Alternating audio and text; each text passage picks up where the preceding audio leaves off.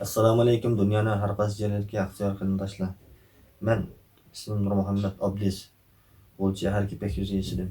Shu qarindoshlarim ustidan hozir guvohlik bermoqchi. Bu meniki qarindoshim inim Sabirjon Abdiz.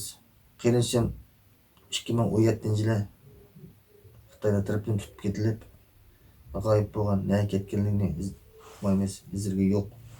Bu inimning hech qanday bir gunohi yo'qdi. Boshqa aloqasi yo'q. Ya bu mening qarindoshlarim, şu adam, oyliklar bularning izirga yo'q.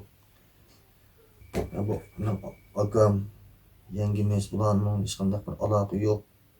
Ya bu singlim marhaba qiz Zubayda bularning hech qanday bir aloqa yo'q. Ondan bular shu kampon so'langanmish.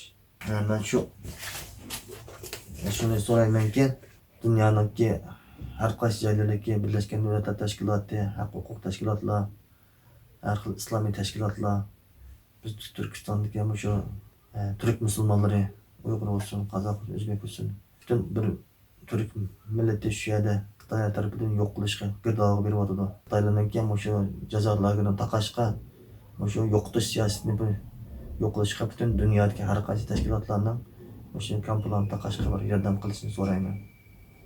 Assalomu alaykum va rahmatullohi va barakatuh.